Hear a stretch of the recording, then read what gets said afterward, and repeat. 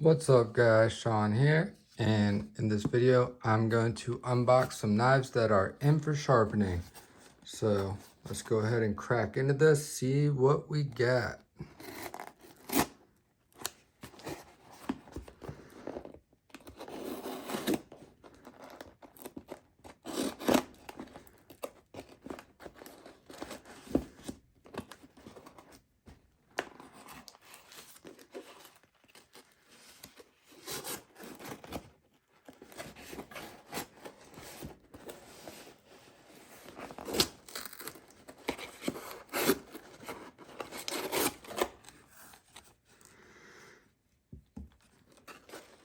Also on the table, have some knives that I just recently finished up sharpening.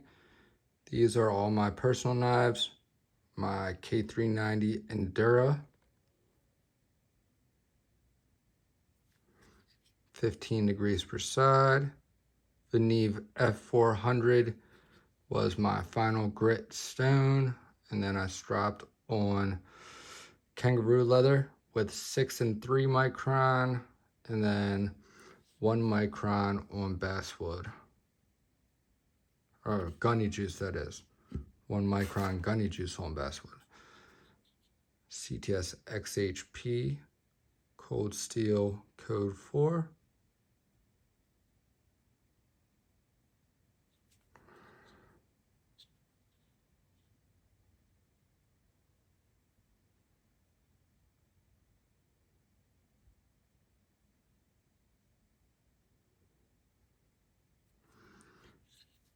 And then this, my Benchmade 550-1 sheep's foot griptilian. I just sharpened this one up today. 17 degrees per side.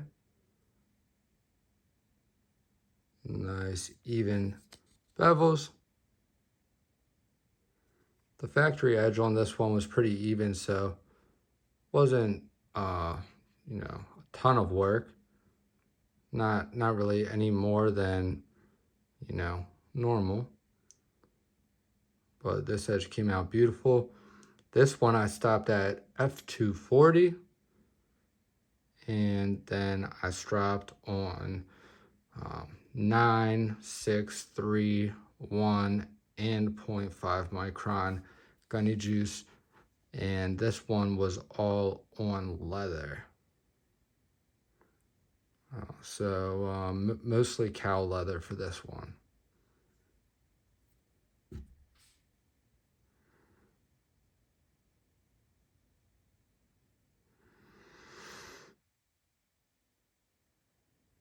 Trying to get the angle right for this lighting to allow you to see the detail.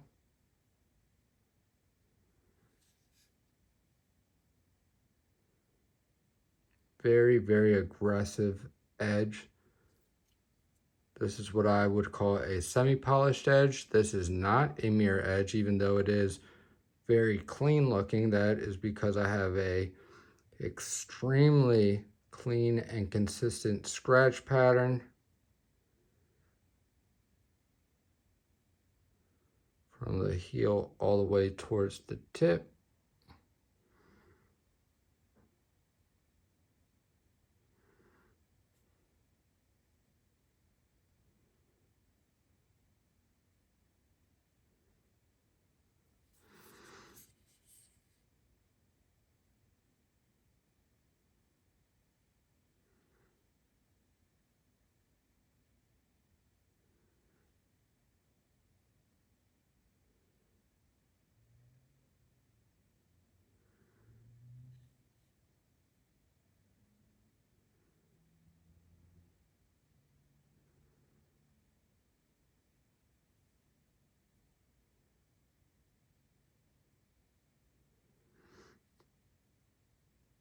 This thing is insanely sharp also.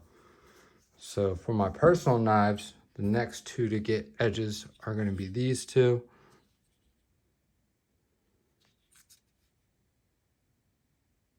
But this video isn't about my knife, so enough of that. Let's see what we got in here. Have a note.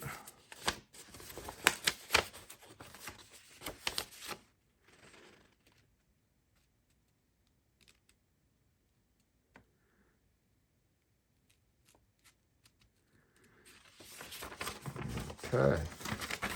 Note with some specific instructions and details. Nice. I like how he packed this, wrapping them in the microfibers instead of putting them in, you know, the boxes that the knives came in, because that is a whole lot of extra unnecessary space that it takes up in the package. You end up having to pay for a larger package for nothing.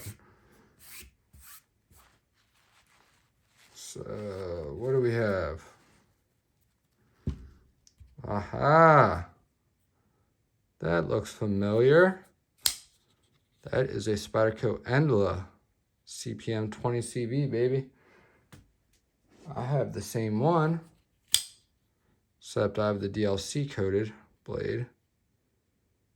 And mine has been sharpened by me already. This edge has been holding up excellent. Excellent cutter. Excellent slicer. You know, this is the primary knife that really made me look further into Spyderco backlock knives, and pretty much the whole reason why I went ahead and pulled the trigger on this guy, because of how much I love the Endla. And to be honest with you, I still love the size of the Endla and how it feels in hand better than more than I like my new Endura. So that, and I'm only speaking on the size and ergonomics. The Endla certainly feels better for me personally. So this will be getting hooked up. We have a, yeah, that's a factory edge on here. Still has a little bit of bite to her.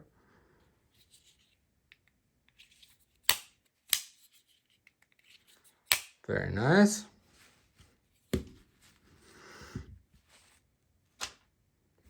We have in this one.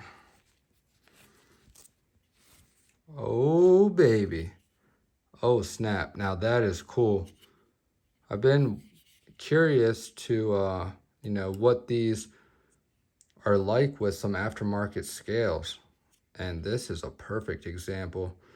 Only thing, if you get aftermarket scales for these, you have to get a backspacer to match your new scales, or else your backspacer will be the same as your original knife. It's basically made so that it looks like it's an enclosed back design, which it is enclosed, but that is a backspacer. So this is obviously a K390 Endla, because we have that turquoise blue. And then we have some micarta scales on this one. Nice contoured, smooth edges on this. These feel nice. I'm not sure which brand or which company made these scales right here, but looks like we have a Lynch Northwest long deep carry clip. Oh, a little bit. Whoa! Just had a mini heart attack. Very stiff action on this. This is way too tight, but I'll worry about that later. Another factory edge.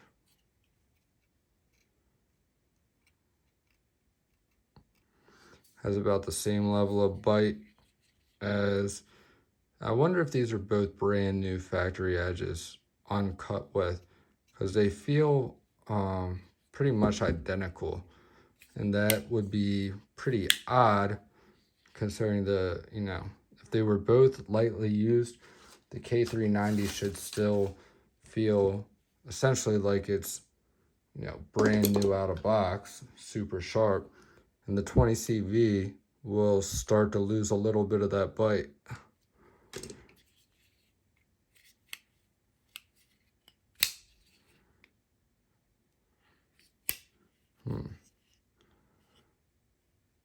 So maybe the action just sucks with these scales, I don't know.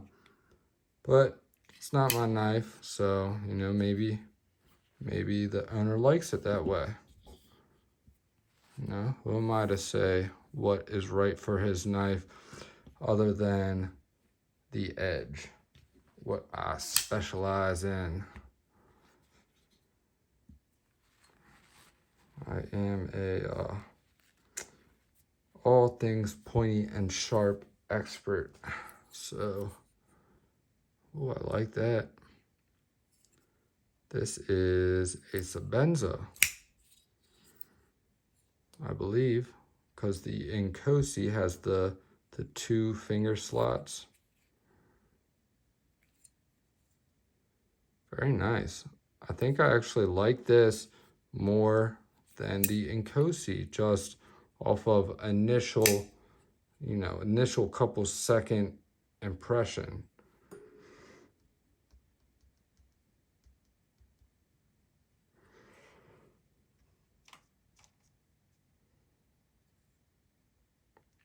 Very beautiful knife. Love the blue anodized lanyard stopper or lanyard pin, whatever that is called, and beautiful blue anodized thumb stud.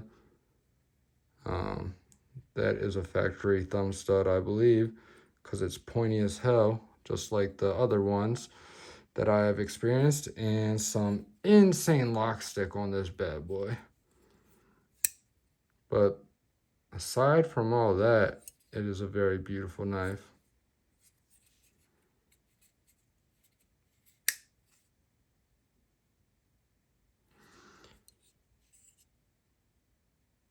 Let's see here. This one might have a factory edge as well. A little bit of bite to this. And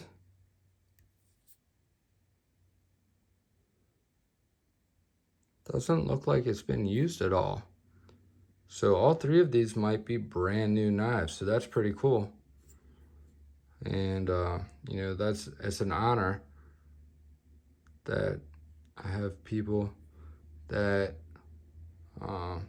that trust me enough, and that I have been, you know, blessed enough to be able to build up a strong enough reputation to where people, you know, are sending me their knives brand new, straight out of box, to have my sharpening service done.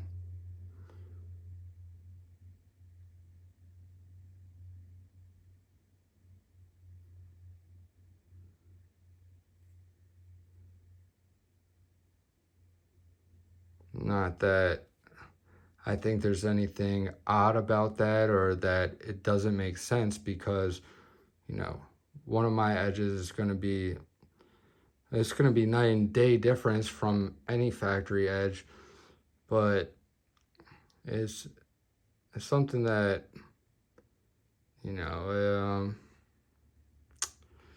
oh, how do I word this? You know, like when it comes to sharpening and stuff, I started off, you know, at the bottom just like anyone else.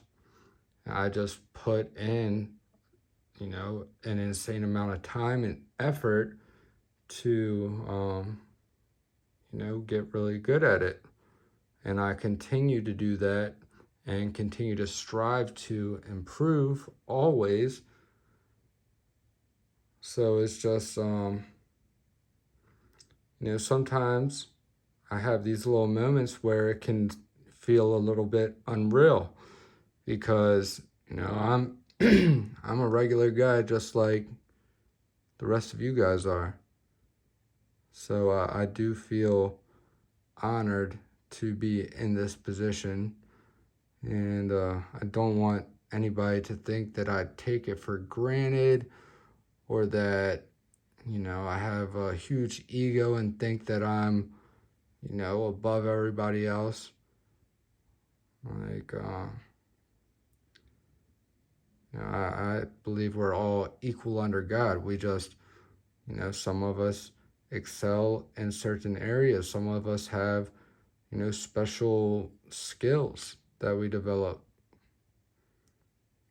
Some of us take those skills to, you know, further level or a higher level than others. But, you know, no matter how good I get at any specific skill,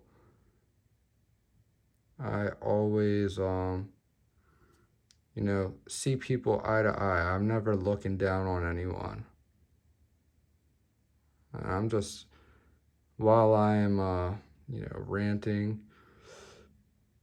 or whatever you want to call it, rambling, I'm just taking a second to get some really nice shots and capture the beauty of this knife, because it is absolutely beautiful.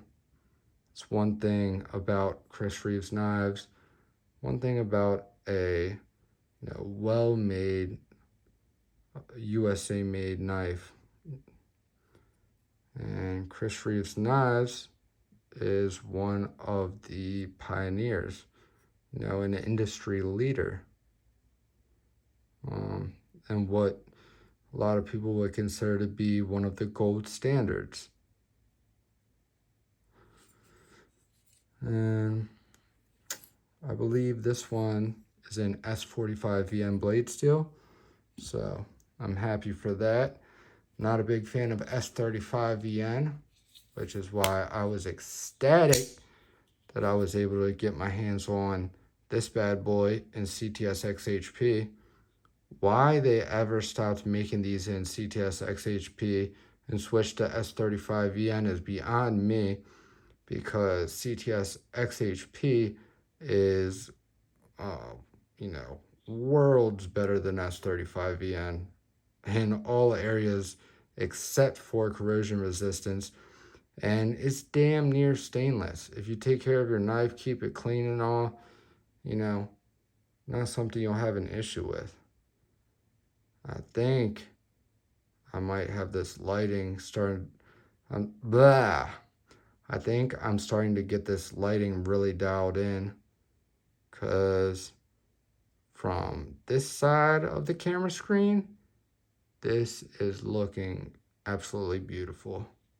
So another knife that I'm getting just some stunning footage of, in my humble opinion.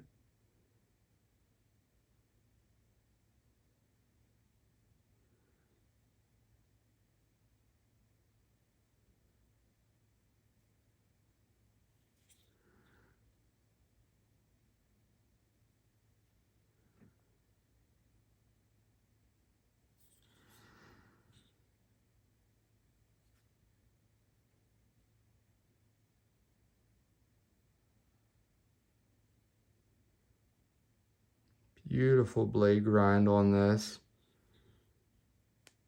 Just everything about it. Really, really impressive knife, especially for the money. It's really a shame that they stopped making these in XHP.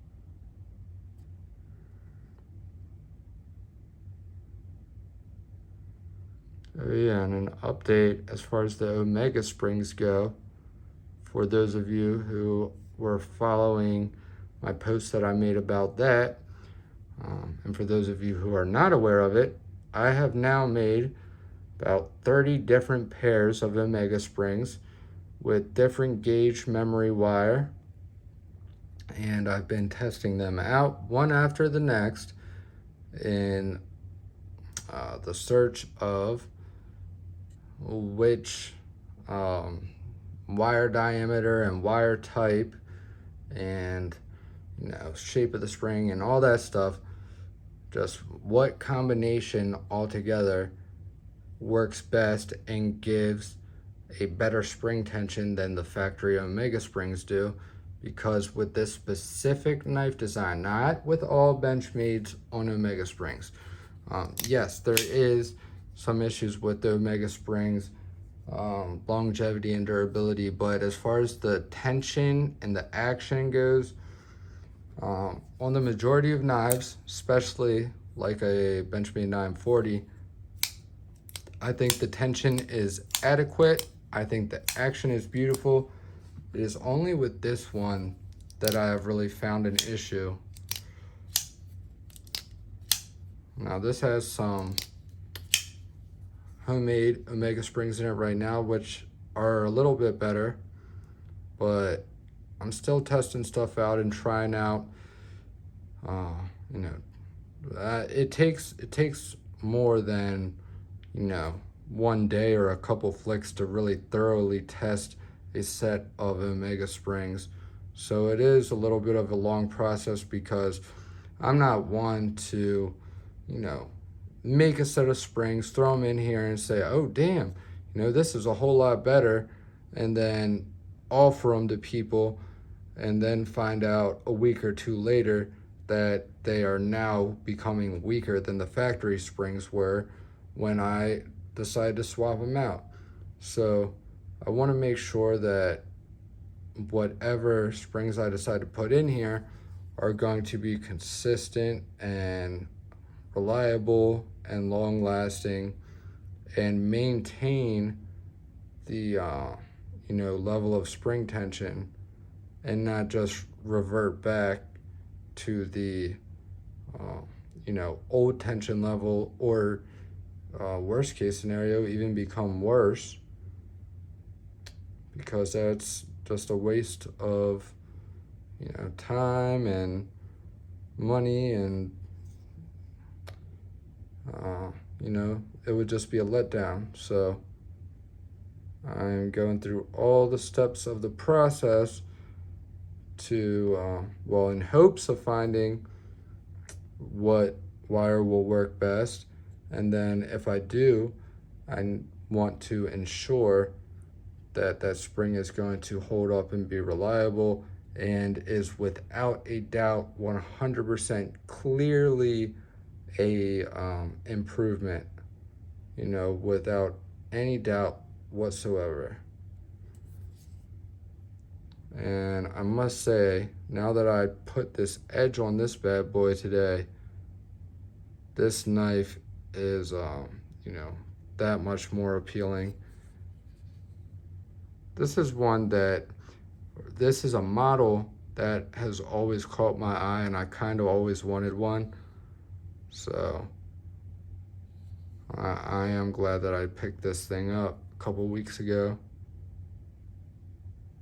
I do like it. It is a very nice knife, aside from the feeling of a weak, under-tensioned Omega spring, which may be because of the weight of the blade. This is a little bit thicker of a blade. It's a full-size blade. And then also, it might be the leverage point. So normally you would have a thumb stud, which would be down here a little bit lower, and at that point, the maximum tension is right where you start. Well, when you have a hole for deployment, you're way up here, which gives you a lot more leverage. Therefore, it may be giving the illusion or sensation that these omega springs are extra weak, when in fact they could be the exact same strength as all the other ones. However, it just feels weak on this model due to the additional leverage with this blade having a spidey hole, which is really a shame because part of the appeal of having that spidey hole is to flick it, which, don't get me wrong, there's no issue when it comes to the actual function and operation. It's all personal preference.